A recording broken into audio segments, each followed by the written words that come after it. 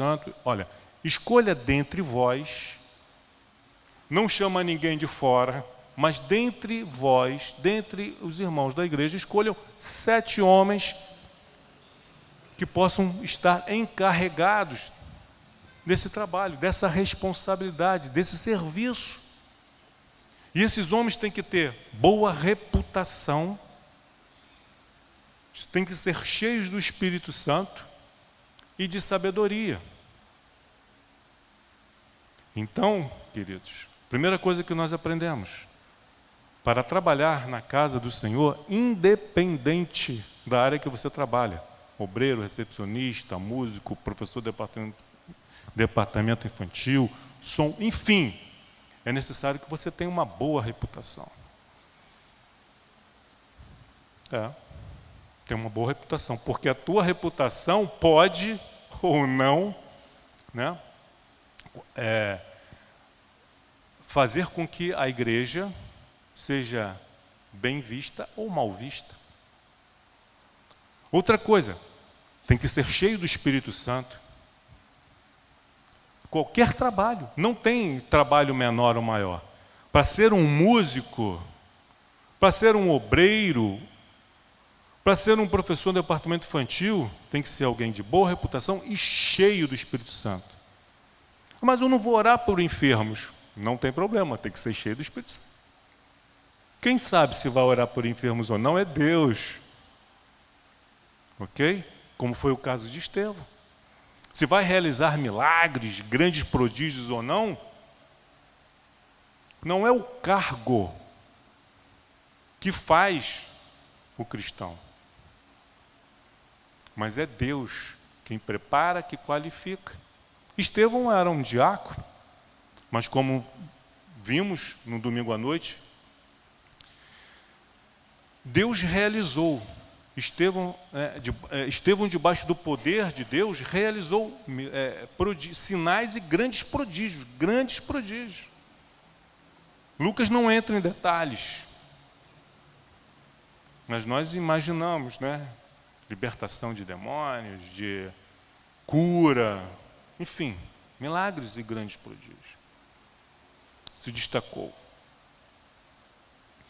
O parecer, então, dos apóstolos agradou, e assim eles separaram 7 homens. E Lucas começa por Estevão. Estevão surge agora no livro de Atos. E veja o que Lucas fala a respeito de Estevão no versículo 8. Estevão, cheio de graça e poder, fazia prodígios e grandes sinais entre o povo. E levantaram-se, porém, alguns. Versículo 10, 6:10. E não podiam resistir à sabedoria e ao Espírito por qual ele falava. Então aprendam a primeira coisa que nós podemos tirar aqui também, de tudo que já foi dito, mais um ponto. Às vezes nos enganamos. Somos muito pragmáticos. E nos enganamos pensando que milagres, prodígios, sinais e palavras de grande sabedoria vai sair convencendo o mundo todo, o bairro do Coelho todo vai se render ao Senhor. Lê do engano. Isso não é verdade. Muitos irão se converter, sim. Mas haverá alguns, e sempre há. Foi assim com Jesus. Foi assim com os profetas no Antigo Testamento. Sempre tem um grupo, sempre tem alguns que se levantam contra os profetas de Deus. Se levantaram contra João Batista, se levantaram contra Jesus, se levantaram contra os apóstolos, e não vai ser diferente hoje, queridos. Sempre vai ter alguns que vão se levantar. E nós precisamos estar preparados. Buscar, através da palavra e da oração, essas duas asas que fazem com que a águia voe, palavra e oração, Precisamos nos encher desse Espírito, não visando, eu quero me preparar para isso, eu quero me preparar para aquilo. Não, eu quero estar preparado para quando Deus me chamar, eu esteja pronto e possa dizer, eis-me aqui, Senhor. Mas para isso eu tenho que cuidar da minha reputação, para isso eu tenho que me encher do Espírito, através da oração e da obediência e da sabedoria por intermédio da palavra. Versículo 12, sublevaram o povo, ou seja, levantaram, fizeram, incitaram o povo. Mas não foi só o povo, olha, foi o povo, os anciãos e os escribas. Aí a gente pensa assim, incitar o povo é fácil, o povo acredita em tudo. Qualquer fake news que vê na internet, o povo acredita. Mas eles conseguiram convencer também os anciãos, aqueles que deveriam ter experiência e sabedoria. Espera aí, vamos ver se o que vocês estão falando é verdade. Queremos ouvir Estevão. Por que escutar apenas um dos dois lados? Mas eles conseguiram convencer, incitar até os anciãos, homens sábios e experientes, homens vividos, calejados. E não foi só o povo e os anciãos, também os escribas, os conhecedores da palavra, também foram levados por ele. E diz o versículo 12 que eles o arrebataram levando-o ao sinédrio. Então, arrebataram Estevão. O que é arrebatar aqui? Ele foi pego com força, contra a sua vontade. Não pediram a ele, Estevão, queira nos acompanhar ao sinédrio, para que nós possamos te ouvir. Não, eles o pegaram com força, o arrebataram, o levaram. Por isso que a Bíblia descreve a segunda vinda de Cristo como o arrebatamento. Nós seremos tomados pela força quando Cristo vier. Cristo não vai chegar e dizer assim, olha, eu voltei, você quer ir comigo agora? Aí você vai pensar no teu filho, no teu pai, na tua mãe, no teu irmão, no teu cônjuge que ainda não se converteu. Não, Senhor, agora não. A gente vai tentar resistir. Por isso que seremos tomados pela força, ou seja, de surpresa. E quando nos dermos conta, estaremos com Deus na glória. Aleluia. Num piscar de olhos. Estamos aqui e de repente... Onde é que eu estou? E assim fizeram com Estevão. E lá apresentaram falsas testemunhas, o acusando de falar contra o templo, falar contra a lei, falar contra os costumes de Moisés, falar contra o templo, contra a lei, contra Moisés, é uma heresia, um sacrilégio muito grande. Lembre-se que foram as mesmas acusações que levantaram contra Jesus e que levaram Jesus à cruz. Capítulos anteriores, os apóstolos foram presos, foram açoitados e saíram de lá louvando e glorificando a Deus por terem sido açoitados. Por quê? Eram pessoas cheias do Espírito Santo. Então ele foi levado ao sinédrio. 71, além do sumo sacerdote, que era o presidente ali daquele tribunal, mais 70 sábios, escribas, fariseus, saduceus, ouviram os acusadores. E aí nós chegamos no capítulo 7. Quando o sumo sacerdote pergunta, é verdade isso que estão falando? Mas pelo contexto do texto bíblico. Não foi assim que o sumo sacerdote falou. Estevão, e essas acusações são verdadeiras? Mas foi uma pergunta já carregada de acusação. A decisão já havia sido tomada. Por que Jesus se calou no seu julgamento? Porque a decisão já havia sido tomada. Não haveria nada que ele pudesse falar que pudesse mudar aquilo. Então, para que gastar o meu português? Se a decisão já foi tomada. Eles querem apenas me ouvir para que eu fale mais e me comprometa mais. Foi a situação de Jesus. Mas Estevão, cheio do mesmo Espírito, porque tem gente que pensa assim, se Jesus se calou, eu também vou me calar. Mas não é assim. Por isso temos que ter a sabedoria e a direção da parte de Deus, porque há momentos, e Eclesiastes fala isso, que há momentos para falar e há momento para calar. Esse foi o momento de Estevão. Deus realizou esses sinais e esses prodígios e grandes sinais por intermédio de Estevão, para que este momento acontecesse. Tudo está acontecendo de acordo com o projeto, com o plano de Deus. Estevão não fez isso de maneira intencional. Ele não tinha como calcular isso. As coisas foram acontecendo e a gente achando que as coisas acontecem pela vontade do homem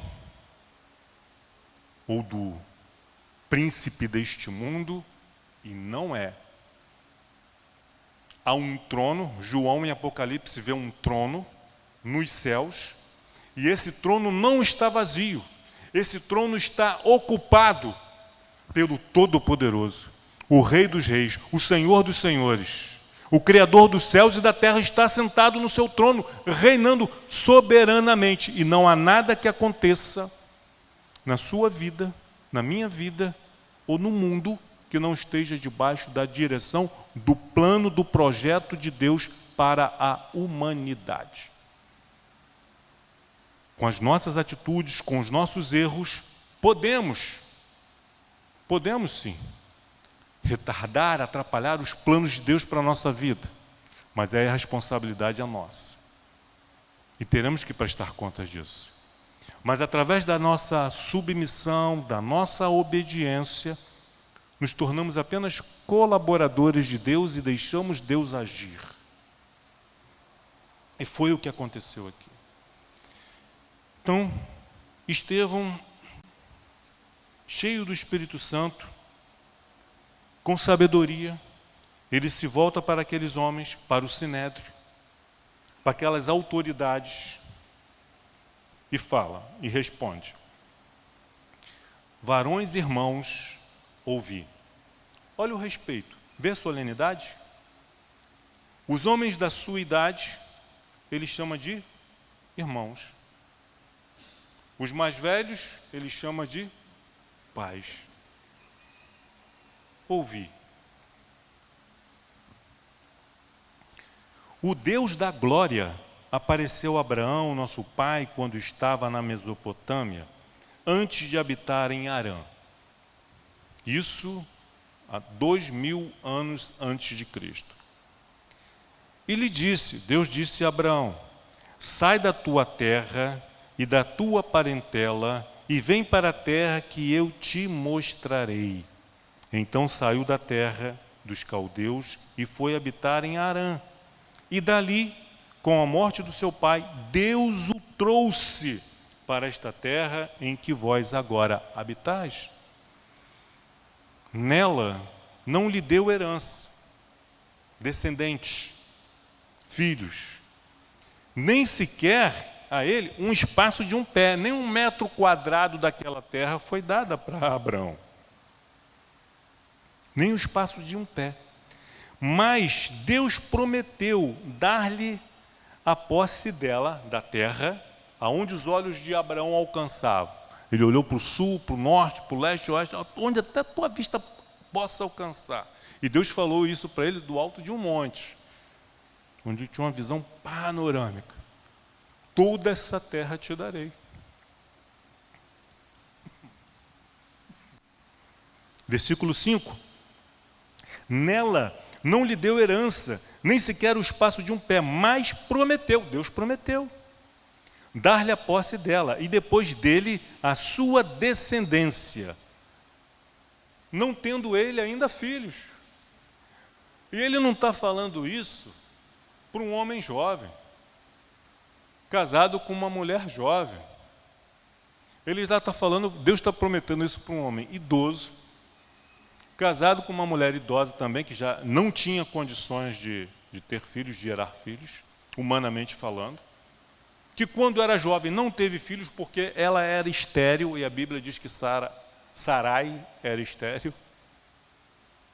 E agora Abraão, já velho, com a esposa velha, ouve essa promessa de Deus. E ele não duvida, ele crê. Porque para Deus não há impossíveis. O que Deus está te prometendo? O que Deus te prometeu? Tem isso também. Não é o que o teu coração está falando. Não é o que o teu desejo acha. Mas o que Deus prometeu para você? No teu íntimo. Não é o que o homem prometeu, falando por intermédio de Deus. Pode acontecer? Pode.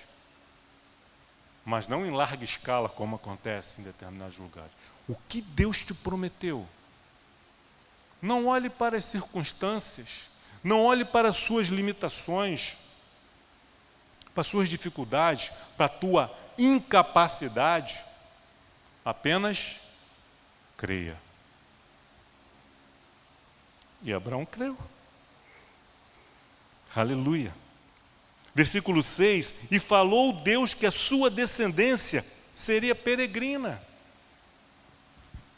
O que é um peregrino? Não tem possessão. Ele não se estabelece. Ora está num lugar, ora está no outro. Não tem paradeiro. A sua geração será peregrina. Por quê? Por que Deus fez assim? Porque havia um propósito. Deus está formando uma nação, Deus está formando um povo. Assim como um pai estabelece regras na criação dos seus filhos, estabelecendo horário para dormir, para comer, o que vai comer, e não o que a criança ela não pode tomar banho a hora que ela quer, ou quando quer, ou brincar o tempo todo e não estudar, ou comer apenas bobagem. Há um porquê. Mas quando se é criança, e todos aqui já foram crianças, temos dificuldade de entender os nossos pais, com todas essas regras. Deus está estabelecendo um povo, está educando um povo. Havia necessidade deles passarem por essas dificuldades, para que houvesse crescimento individual na vida de Abraão. E nós vemos na história de Abraão a necessidade dele crescer, dele obedecer e vir a se tornar não somente o pai da nação de Israel, mas ser conhecido na palavra de Deus como o pai da fé.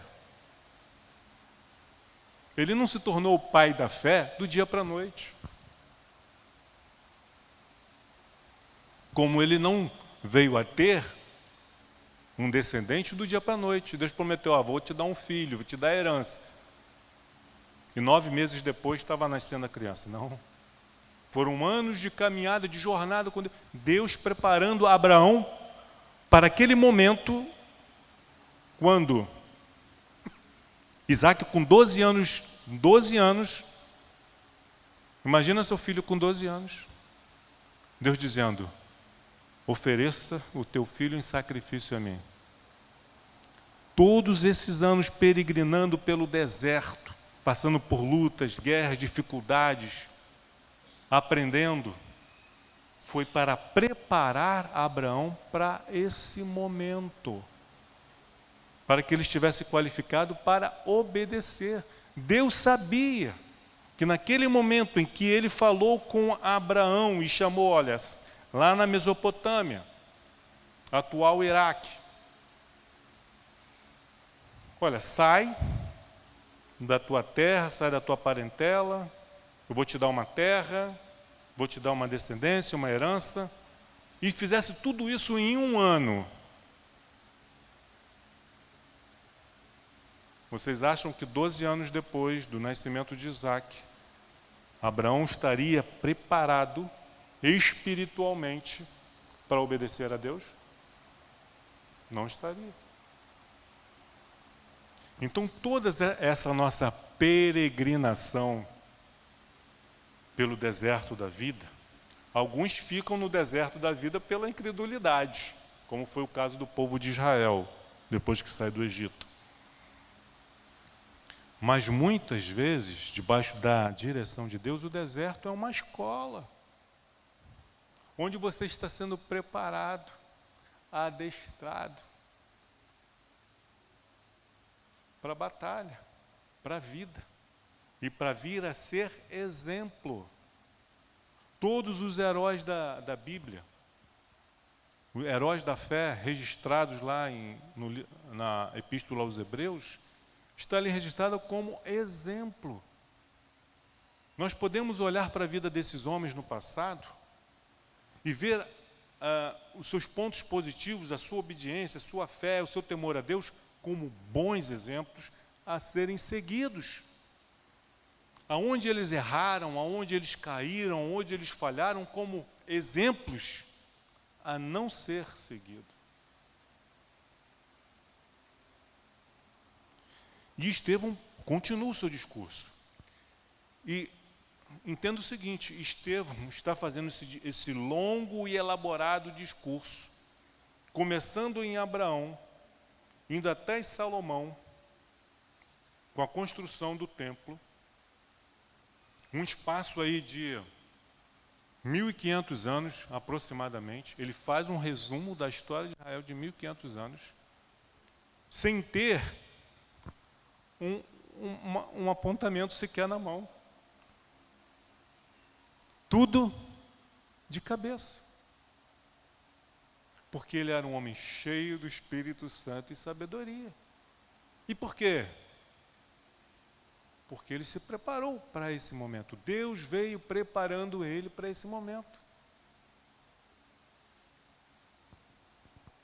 E ele continua. Versículo 6, e falou Deus que a sua descendência seria peregrina, em terra estrangeira, onde seriam escravizados e maltratados por 400 anos. Deus já está falando, está antecipando. Tem coisas que nós passamos na vida, ou vamos passar, que Deus já vai falando, Deus já vai dando sinal, já vai nos preparando. Deus anunciou isso para Abraão porque Abraão estava pronto para ouvir isso. Muitas coisas Deus oculta de nós porque não estamos prontos, não estamos preparados. Não é assim que fazemos com os nossos filhos? Nós expomos para os nossos filhos todos os problemas que nós temos, às vezes, um problema financeiro. A gente poupa os nossos filhos de determinados... Porque, primeiro, que eles não vão poder nos ajudar em nada. Falar, comunicar para eles também não vai resolver o problema. Só vai deixá-los preocupados, aflitos, sem dormir à noite, batendo na porta do seu quarto com o olho arregalado. Mas na medida que eles vão crescendo, você vai comunicando a eles a realidade da vida.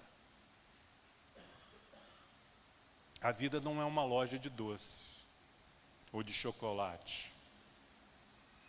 Cacau Show. Você entra lá, escolhe o chocolate que você quer. A vida não é assim.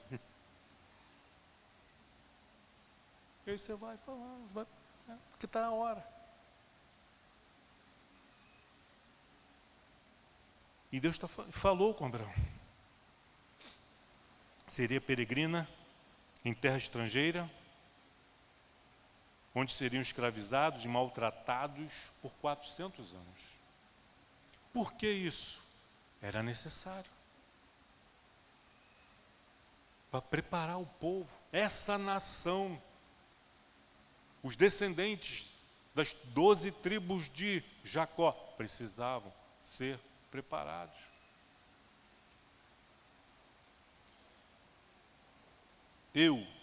Versículo 7, disse Deus, julgarei a nação da qual foram escravos e depois disso sairão daí e me servirão neste lugar. E aí, Estevão, ele prossegue, ele fala dessa situação de Abraão, cita Isaac, cita Jacó. Então ele fala dos patriarcas. No seu discurso tem os patriarcas. E ele fala de que Abraão foi alcançado por Deus na Mesopotâmia, porque o Deus da glória apareceu a Abraão.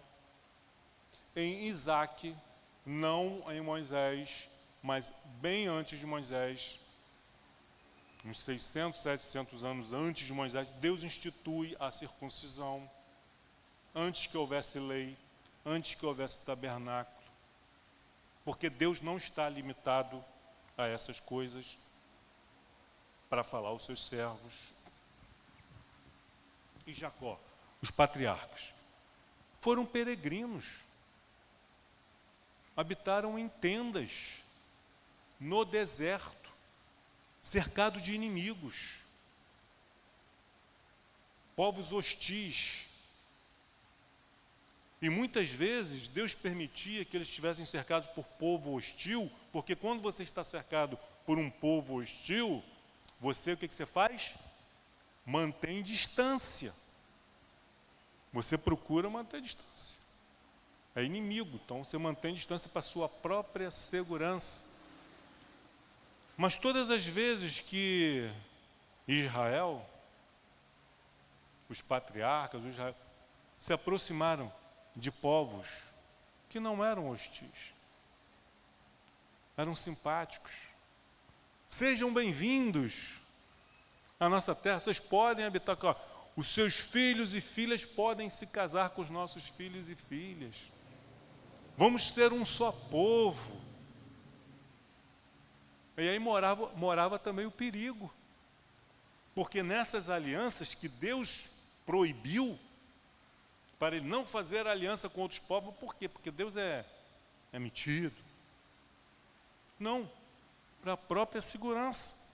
Pensa bem, o que nós falamos para os nossos filhos? Veja com quem você anda, olha a sua companhia. Esse rapaz, essa moça com quem você está andando, não é isso? Deus faz isso. Fez isso com Abraão, com Isaac, Jacó, com a nação de Israel. Faz com a igreja hoje. Cuidado com quem você faz aliança. Os ministérios com quem você faz aliança. Não é porque diz que é pastor, não é porque diz que é igreja, que é. Cuidado com as alianças. Cuidado com quem você faz sociedade. Então, os povos hostis, quando hostis era bom porque Israel já mantinha distância mesmo.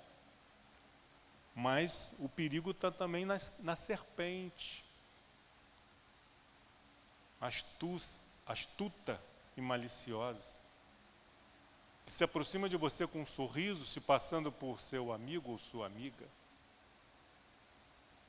Aí diz assim, é isso que a palavra de Deus diz? Ah, mas não é bem assim não. Não foi isso que a serpente falou para ele? Não é bem assim, não. Não vai morrer, não. A Bíblia diz que vai morrer, mas não vai morrer. Olha só, tem tanta gente fazendo e não está morrendo. Está prosperando.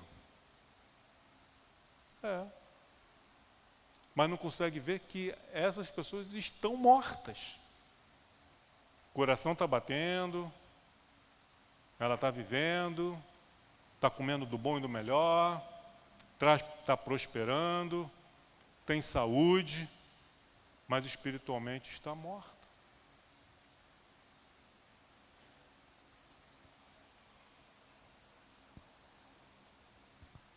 Versículo 8. Então lhe deu a aliança da circuncisão. Assim nasceu Isaque. E Abraão o circuncidou ao 8º dia.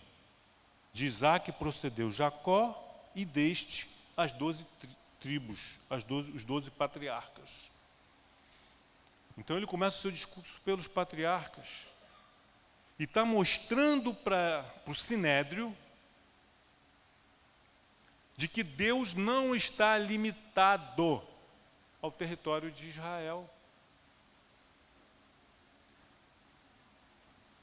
Que Abraão nem israelita era. Israel nem existia. Abraão era um caldeu. Abrão. Entende? Nós limitamos. Achamos que a nossa bênção vai estar só naquele lugar, e não é. Deus está em todos os lugares, Ele é onipresente. Ele é onisciente, sabe de todas as coisas, e Ele é onipotente. Os limites do município de São Gonçalo não impedem Deus de agir em Niterói, Maricá, Itaboraí.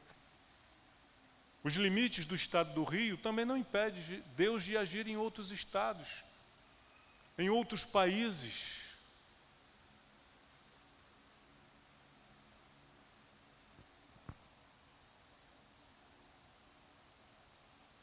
Porque Deus é Deus. E aí ele fala de José, vendido pelos seus irmãos, movidos pela inveja, vendem José para o Egito. Versículo 9. Os patriarcas invejosos de José venderam-no para o Egito, mas Deus estava com ele. Deus estava com José aonde? Aonde? Lá em Israel?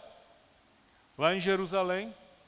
Era necessário que José estivesse em Jerusalém, dentro do templo, para ser abençoado, para Deus estar com ele.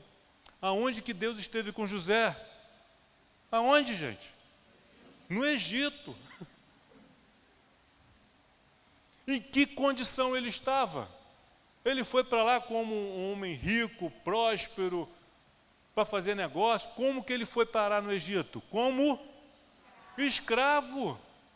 Então a tua condição e o lugar onde você está não impedem Deus de abençoar a sua vida.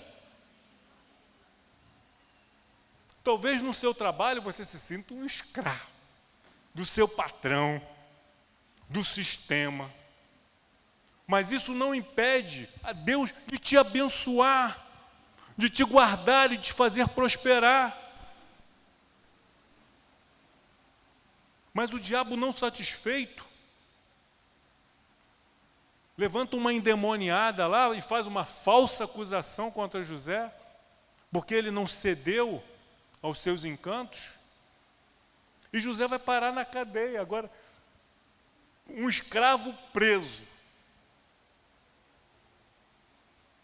onde os outros presos eram gente da corte. Tinha um copeiro do rei, o padeiro do rei. Tinha gente alto escalão. E José ali era o quê? Um escravo, um hebreu, um estrangeiro. Um escravo preso. E aí na prisão ele se torna escravo dos outros prisioneiros. Que a Bíblia diz que ele servia ali ao carcereiro. Ele ganhou a confiança do carcereiro, e o carcereiro deixou ele encarregado de cuidar das coisas da prisão. Ele não se rebelou contra Deus, não se revoltou contra Deus, ele não murmurou. E foi lá na prisão, como escravo, estrangeiro, que Deus abençoou José. E José se tornou governador no Egito. Então a nossa condição, o nosso lugar, onde nós, não impede o mover de Deus. Agora, se José estivesse lá murmurando, reclamando de Deus, se rebelando contra Deus, ele teria sido abençoado? Não. Ele, apesar de tudo, ele se manteve fiel a Deus. Mas nós queremos prosperar, queremos ser abençoados, murmurando, reclamando, nos rebelando contra Deus. Deus permitiu que os meus irmãos me vendessem. Quer saber? Eu não quero mais saber desse Deus. Esse Deus não existe. Ia morrer no Egito como escravo. Um exemplo. José é um exemplo a ser seguido. Ele é um tipo de Cristo. Quando nós olhamos, tem alguns personagens do Antigo Testamento que nós olhamos assim e vemos assim muita semelhança com a vida, com o ministério de Jesus, embora sendo homens. Agiram, viveram como um cristão, mesmo milhares de anos antes de Cristo vir à Terra, do Deus vivo encarnar e se tornar homem. Versículo 10. Mas Deus estava com ele e livrou de todas as suas aflições, concedendo-lhe também graça e sabedoria perante Faraó.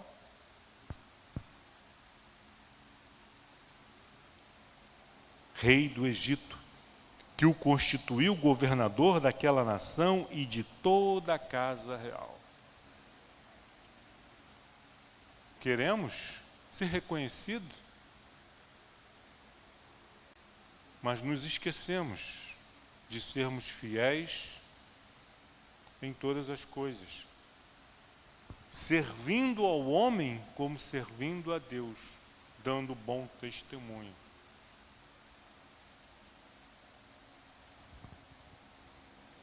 E aí, no seu discurso, Estevão fala também a respeito da fome, do período de fome,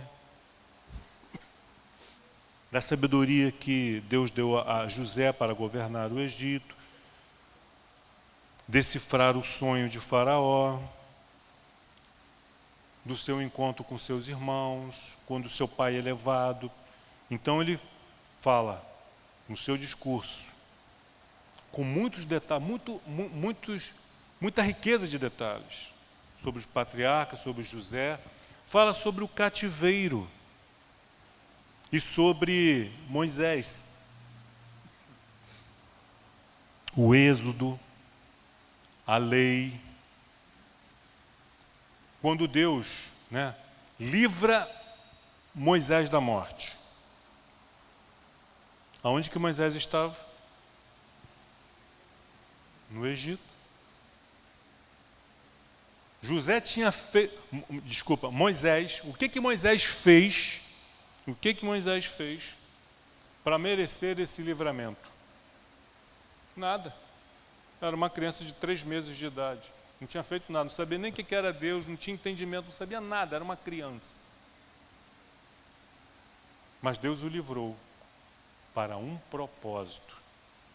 Deus não só o livrou, como Deus garantiu que aquele sistema mundano que queria matar, exterminar, aniquilar com a nação israelita, com a nação de Israel, Deus não só livrou Moisés, como fez com que esse sistema sustentasse Moisés. e ainda pagasse a mãe de Moisés para criá-lo, até a idade do desmame, até Moisés deixar de mamar. E ele é levado para o palácio e lá é criado como príncipe, como neto do faraó, por 40 anos. Teve um vidão lá no palácio. Que vidão. Mas ele sabia que Deus não o livrou para ter um vidão. Ele sabia que Deus não o livrou da morte para ele ficar lá no palácio, usufruindo do bom e do melhor, de todo o conforto, de todo aquele luxo, de toda a segurança que os soldados do palácio poderiam oferecer a ele. Não apenas para dar a ele poder e autoridade.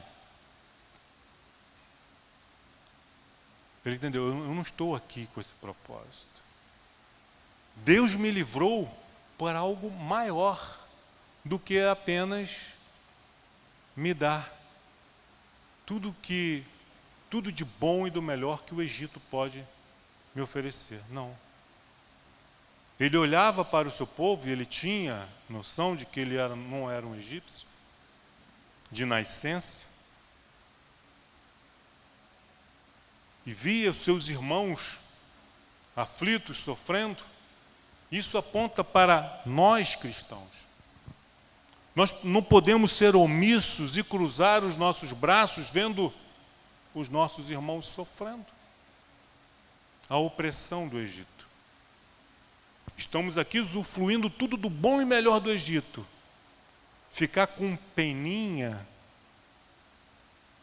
e falando, Deus, faz alguma coisa por eles. Assim como o Senhor me abençoou, Deus, abençoa eles também. Não, arregace a manga e faça alguma coisa. Mas não da maneira como Moisés fez. Ele tentou fazer isso, realizar, com meios humanos. Se precipitou. Não havia chegado a hora. Não havia chegado o tempo. Moisés não sabia. Não, tenho 40 anos de idade, agora eu já sei o que eu faço da minha vida. Aí Deus olha assim, sabe nada, filho. Você ainda vai ter que ficar 40 anos no deserto para aprender. Essa vidinha de 40 anos aí no palácio, aí, agora você vai ter que passar lá no deserto.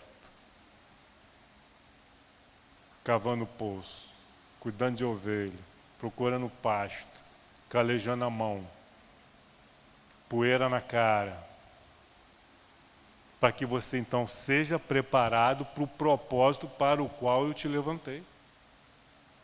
E aí ele foge para o deserto, em Midian. Em Midian, ele se casa, tem 2 filhos, constitui família, e fica 40 anos agora. Moisés agora está com 80 anos de idade. Aí Deus aparece para ele. Uma sarça ardente fala com ele. Moisés, chegou a hora. Volta lá para o Egito, porque eu ouvi o clamor do meu povo. E você vai falar para Faraó, você vai lá falar para Faraó. Deixe o meu povo ir. E aí Moisés, o quê? Quando eu tinha 40 anos, no vigor, com poder, com autoridade, quando eu era alguém no Egito, eu não consegui? Agora eu não vou conseguir. Não vai, Moisés, você vai porque eu estou te mandando. E eu vou te revestir de poder e de autoridade dos céus. Há 40 anos atrás, você tinha poder e autoridade que foi dado lá pelo Faraó. Agora você vai voltar para lá com poder e autoridade com alguém que é muito maior do que o Faraó. E Moisés, relutante, vai. E a gente não faz isso muitas vezes? A gente vai porque Deus está mandando. Está meio relutante, mas vai. Né, João? Não, Deus, me deixa quietinho. a gente vai, relutante, aceita o desafio. E vai, e ele foi. E aí, com mão forte, com mão poderosa, Deus liberta Israel das garras opressoras de Faraó. Foi uma pancada atrás da outra. Foram 10.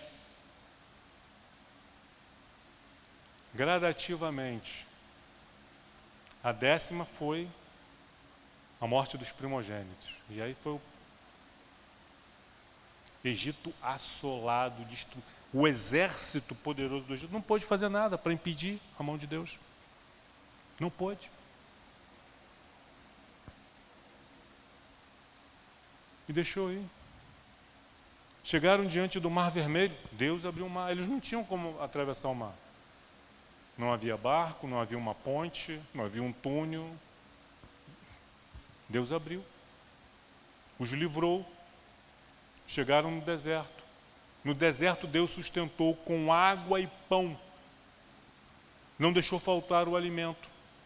Queremos carne, Deus toma carne. E assim foi. Nesse discurso, Estevão está mostrando para eles, olha, na vida de Abraão foi assim, lá na Mesopotâmia, com Isaac, com Jacó, peregrinos em terra estrangeira, com José no Egito, foi assim com Moisés no Egito, foi com Moisés no Êxodo, na travessia do Mar Vermelho, no Egito, Midian, Monte Sinai, Mar Vermelho, no deserto. E por que vocês... ele não chegou nesse ponto ainda, nós vamos falar sobre isso à noite. Mas ele está falando para um público formado por escribas, fariseus, saduceus, os anciãos, 70 homens ali preparadíssimos. Eles estão entendendo o que Estevão está falando. Por que vocês ficam tão presos a essa questão do templo de Jerusalém, da lei de Moisés? Porque Deus falou com todos esses homens e agiu por intermédio deles quando o território de Israel nem existia ainda. Havia a terra de Canaã que era habitada por vários povos, não Israel. Não existia lei. Não existia tabernáculo, muito menos um templo fixo. Jerusalém, eles nem conheciam Jerusalém, era uma cidade chamada Salém, que era um território estrangeiro, que eles, depois com Josué, quando eles entram na terra e vão ocupando o território de Canaã, essas coisas não impediram Deus de ser Deus e de agir na vida dos patriarcas, na vida de José, na vida de Moisés. E por que vocês ficam achando que nós precisamos e nós dependemos dessas coisas? Isso aqui, esse espaço onde nós nos reunimos, aquele espaço onde as crianças ficam, Deus precisa desse espaço aqui? Deus precisa? Não. Quem é que precisa? Nós precisamos. Então Deus nos dá. Porque nós precisamos de um lugar para nos reunir, para que os filhos de Deus como família possam se reunir, louvá-lo, adorá-lo. Nós podemos dizer, mas eu posso fazer isso na minha casa. Pode, mas sozinho. Ou no máximo com a sua família. Mas diz a palavra, quão bom e agradável é que vivam em união os irmãos, que os irmãos vivam em união. Mas como é que eu vou viver em união lá da minha casa, cada qual na sua casa? Nós precisamos. Então Deus, sabendo que nós precisamos, nos dá. Deus, sabendo que as crianças precisam de um espaço para se reunir, estar ali divididas por idade, nos deu. E nos capacita e nos dá recursos para manter isso. Você acha que são os nossos dízimos e as nossas ofertas que sustentam isso aqui? Os nossos dízimos e as nossas ofertas vêm de recursos que é Deus quem nos dá. É fruto do nosso trabalho? É. A gente não trabalha, a gente tem que sair de casa, tem que trabalhar, tem que correr atrás. É. Mas quem é que nos dá saúde? Quem nos dá inteligência? Quem é que nos capacita? Quem é que nos dá esse emprego? Quem é que nos mantém? Com a economia boa ou com a economia ruim, quem é que nos sustenta? É Deus, não sou eu. Não é a minha capacidade que me faz ter o meu salário. Mas é Deus quem me capacita, e é isso que eu preciso entender, que nós precisamos entender. O nosso dízimo, nós estamos apenas devolvendo a Deus o que pertence a Ele, que Ele nos deu. Então, Estevão está falando, tratando disso. Vocês, irmãos, pais, varões, irmãos e pais, ouçam, por favor. Nós não precisamos, às vezes nos apegamos a objetos, a roupas, que nem cabem mais no nosso corpo. Por que você guarda? Não, porque foi a roupa que eu usei no dia que eu me batizei. Bobagem.